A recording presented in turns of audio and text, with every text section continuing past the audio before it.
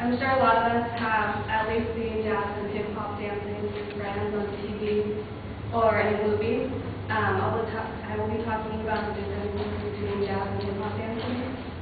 I've been researching this topic for about a week, and I'm also very familiar with it because I've been a competitive dancer for about 13 years.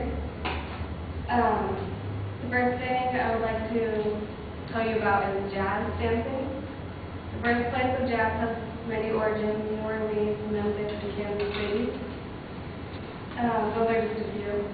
Jazz has become one of the most popular dance styles due to its popularity on TV shows, music videos, and movies.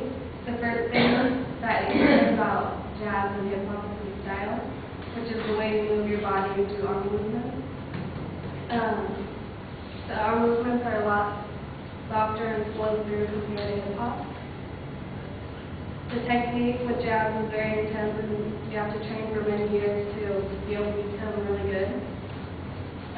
You need a lot of energy to get through a jazz dance, and it also takes a lot of strength and hard work. Some of the techniques that you need in jazz dancing are leaps, pirouettes, alto, leg turns, kicks, leg holds, and attitude leaps. You also have to point your feet, which you don't do in hip-hop. To do a leap, you have to shuffle across the floor, which is a galloping motion while one foot chases the other. And you basically do a split leap in the air. There's also a leap called a stag leap, which is a very high jump, simulating splits in the air when one leg is bent so the foot is tucked under the knee. And then a pirouette is a body spin on the toes or the ball of the foot. And then I'm going to show you like 30 seconds of jazz videos so you can see a vision.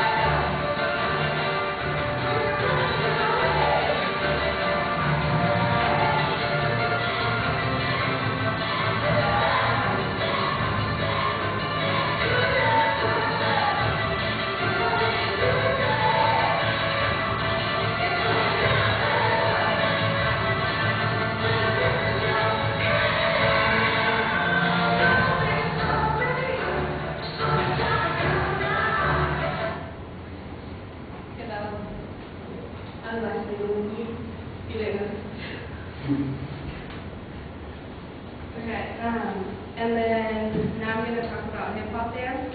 The first mention of hip-hop dates back to the 70s when some new moves were introduced to the dance world. To accompany the funky sounds of hip-hop music that was also being discovered.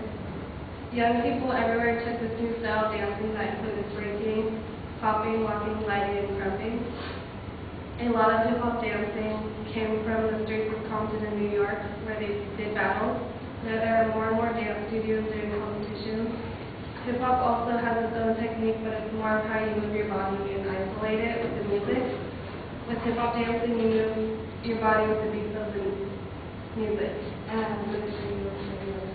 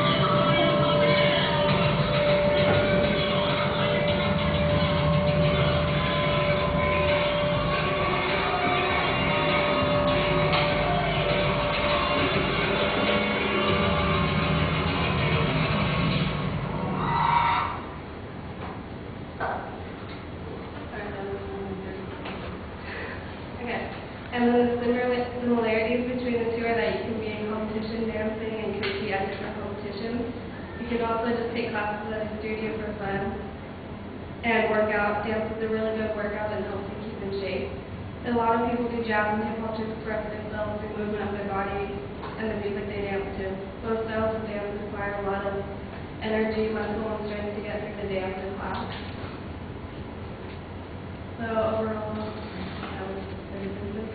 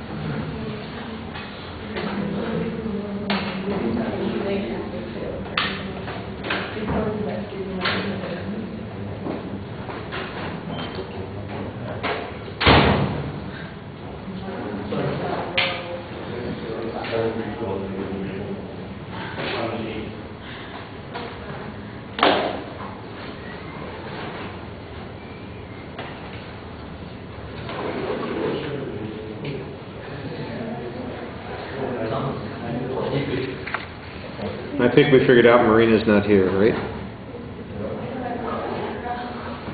All right, so I'll just give you the comments and we'll move on with our lives. The topic's clearly identified. I would think after having all those years of experience that you'd have an interesting story or reference or illustration to talk about that you could use to get our attention. And I really feel like you miss an opportunity to establish some credibility based on that kind of history early on in the speech. I know generally where you're going. I think your preview is not as clear as it should be, and I really felt like we were into the speech before I realized that you were in that whole first section.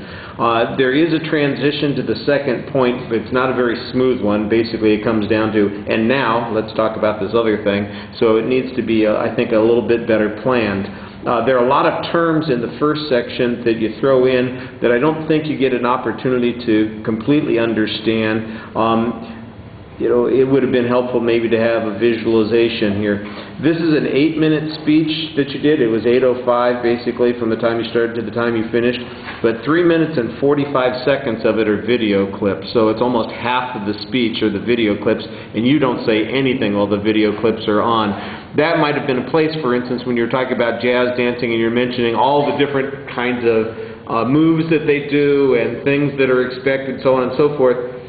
As you're showing the clip, you say, you know, there's an example, or even pause the clip and say, that was an example of this particular thing that we were just talking about. Then, you know, hit the start again, let it go for a few seconds. And there's the other thing that I was telling you about before. As it is, it just kind of goes on. The hip-hop performance is twice as long as the other performance, and we get even less setup of it, so it's a little bit underdeveloped. Although I think visually you can see the styles are completely different when you compare them side by side that way. I think that helps a little bit. I think maybe you needed to have, you know, shorter video clips, more to say while the clips are on, and I think if you had a little bit more parallel development, you kind of had the idea there. In the second section, if you used the same kinds of things that you used on the first point, then I think I could see why they were separated the way you did and why you talked about them. But like I said, because it takes so much time to show the clip, I don't think you get much of the same kind of content on that particular point. At the end, there's a summary that kind of helps us put into context again what it was you're trying to accomplish. And again, we have a weak exit. It just, and I'm kind of done. Okay, thanks. You know, you need to.